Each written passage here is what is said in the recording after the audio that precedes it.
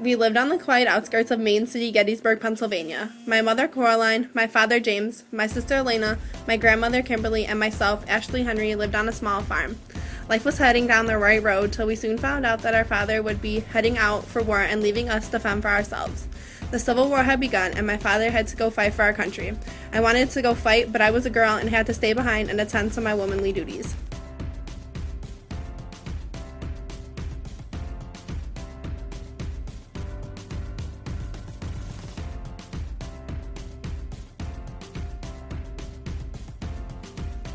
Pennsylvania was becoming a state of worry.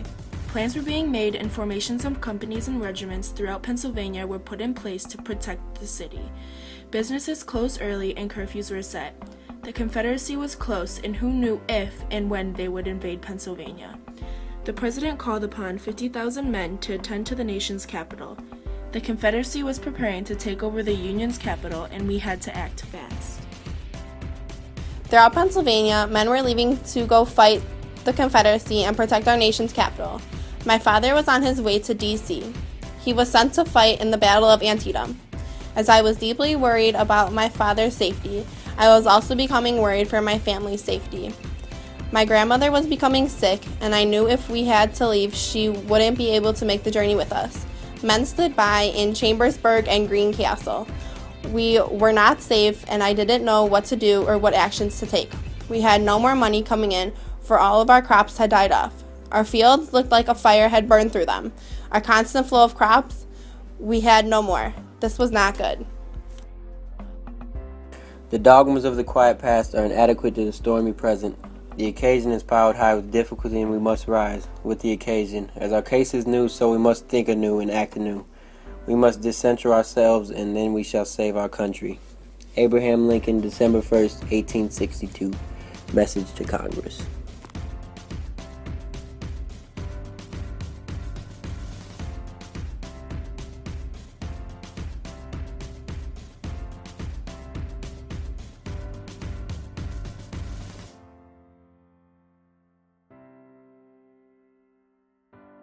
We could hear the battle roars in the near distance, and I knew we were not safe. In the mid of day, our house was hit by a cannonball, and we had to evacuate.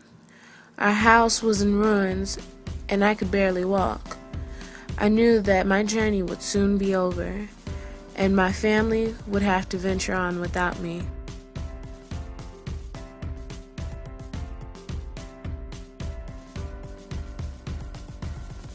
In July of 1863, General Robert E. Lee's army of 75,000 men and the 97,000 men Union Army of the Potomac under George G. Meade concentrated together at Gettysburg and began to fight the bloodiest battle known to men, the Battle of Gettysburg.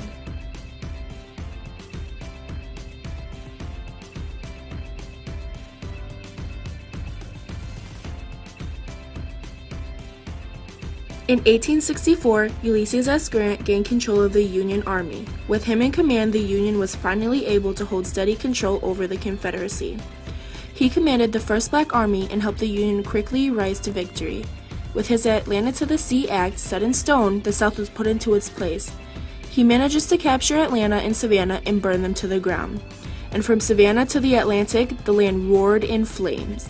He wanted to destroy the South and wasn't going to stop until his plan was fully fulfilled. With the South almost burned to the ground, I knew an end would come soon, but for when I was not sure. My husband was unknown to me. I didn't know where he had last battled or where he was, and my family ventured to a town a few miles north of Gettysburg. And if my dearest James was to return, he would not find us, and my dearest Ashley has ran away. She has gone to go fight for her rights to fight in the war, regardless of being a woman. My mother couldn't make the trip with us. She was too sick and died before we could even leave Gettysburg. I hope the war ends so, for I cannot handle any more heartbreak. In this great struggle, this form of government and every form of human right is endangered if our enemies succeed.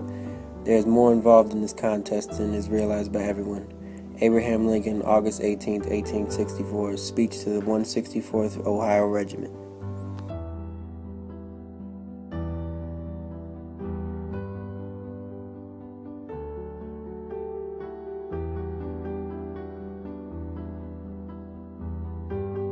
The world has never had a good definition of the word liberty, and the American people just now are much in want of one. We all declare for liberty, but in using the same word, we do not all mean the same thing. Abraham Lincoln, April 18, 1864, addressed at Baltimore.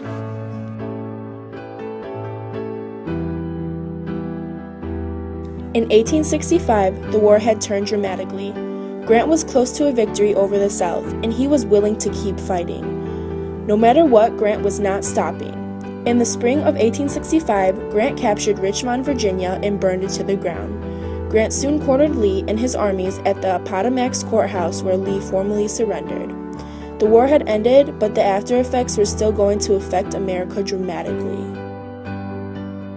When the war had ended, I decided to move my family back home to Gettysburg. I hoped my husband would return, but there were still no signs of him. Ashley returned home after being rejected to fight in battle. Elena was waiting for her husband to return home, but news soon arrived that he didn't make it. I would now care for my dearest daughters.